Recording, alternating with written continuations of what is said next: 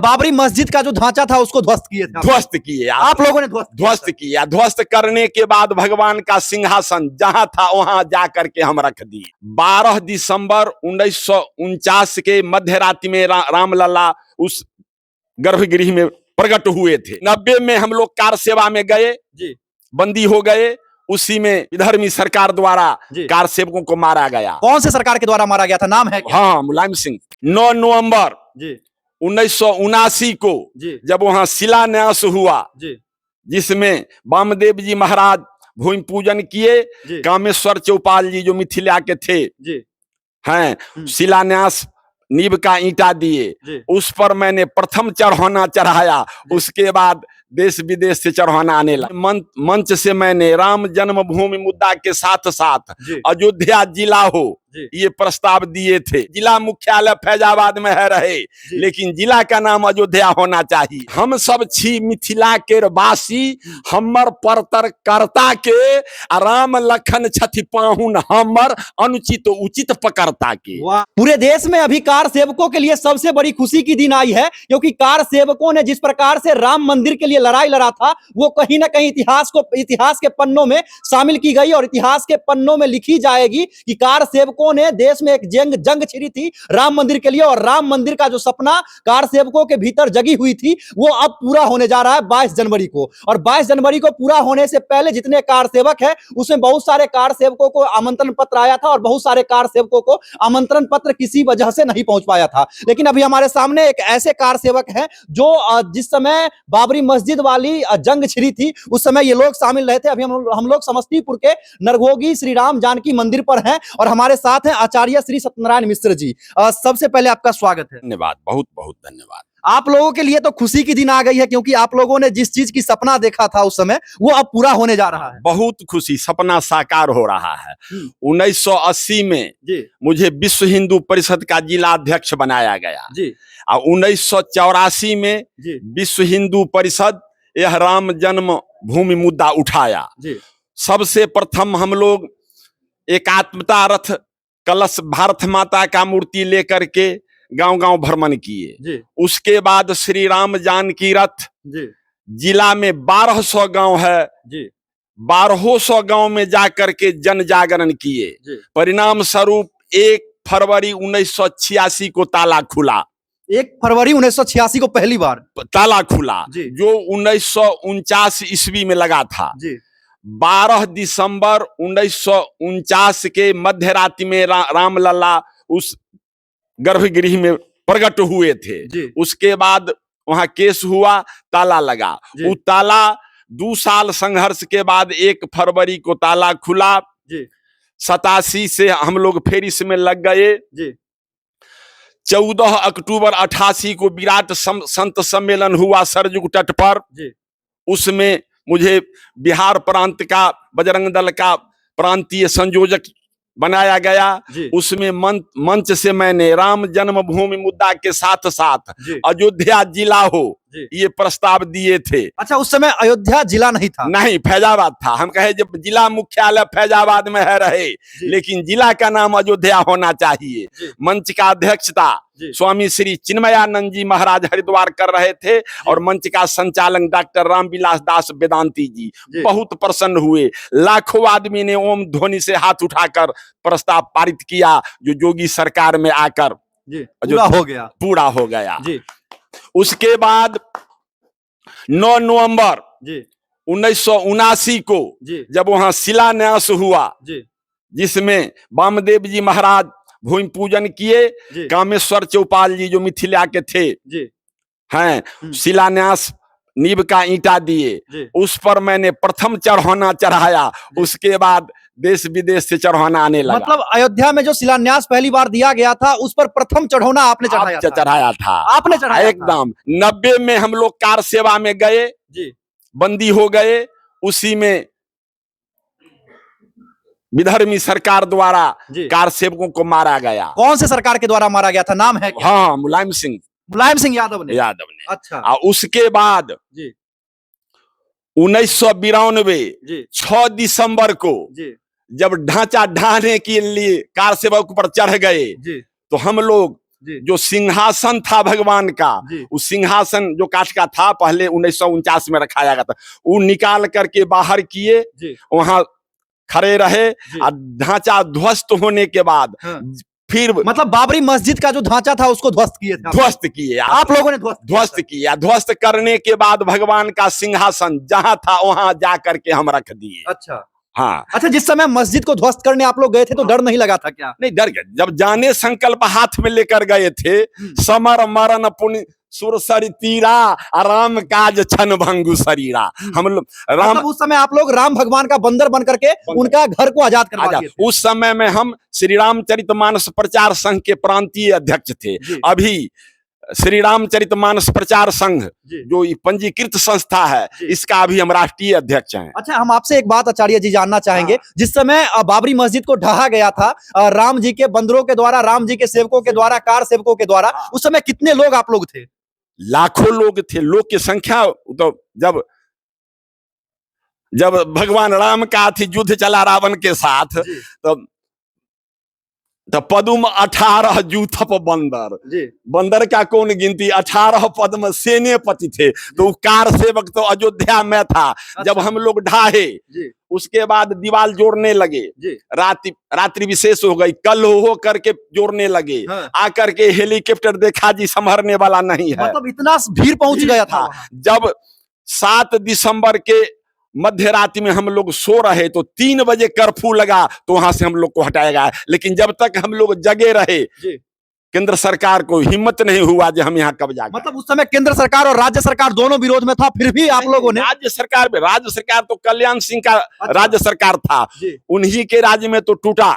हाँ। लेकिन केंद्र सरकार विरोध में थी, विरोध में, तब न कर्फ्यू लगाया और कब्जा किया। अच्छा, हमें एक बात समझ नहीं आ रही है कि आप एक एक दिन का तारीख याद किए हुए। तारीख अभी 84 से लेकर आज 24 तक 40 वर्ष में एक भी कार्यक्रम नहीं है जो जिसमें हम नहीं गए थे।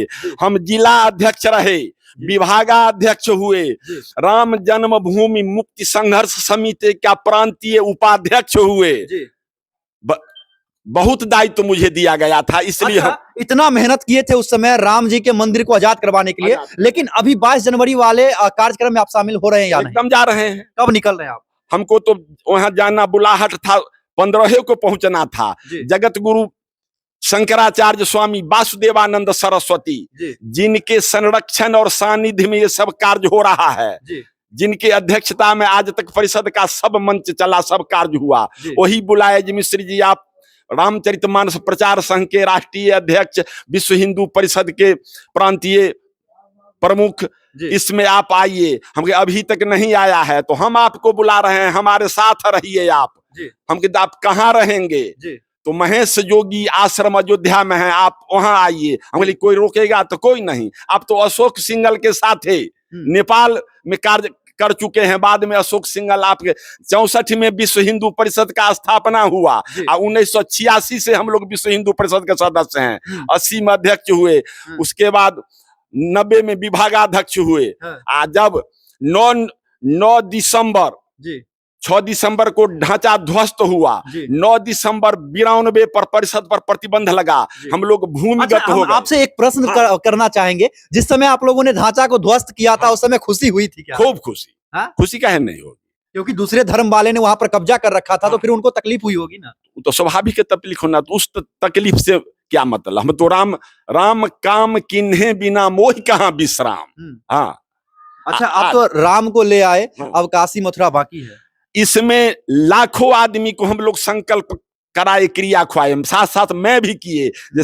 सौगंध राम की खाते हैं हम मंदिरों ही बनाएंगे। उस संकल्प आज पूरा हुआ, सपना साकार हुआ। इतना खुशी है जिसका वर्णन नहीं हो सकता। मतलब उस समय जो संकल्प लिए थे, मंदिर वही बनाएंगे। आज मंदिर बन गया।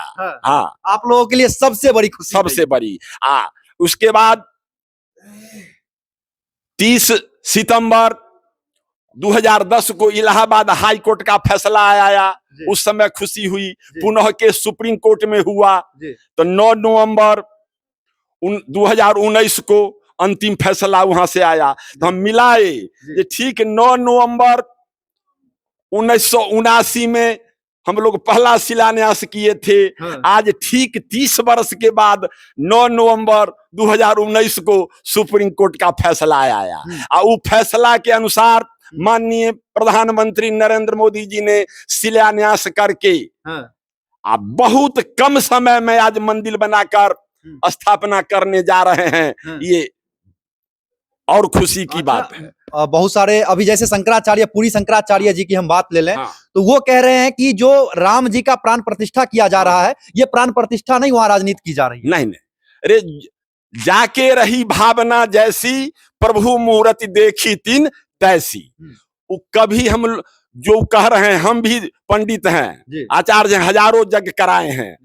अभी देख लीजिए विश्वविद्यालय पंचांग में आज से लगन प्रारंभ है, विवाह, मूरन, देवादि प्रतिष्ठा, कल 18 को भी है देवादि प्रतिष्ठा।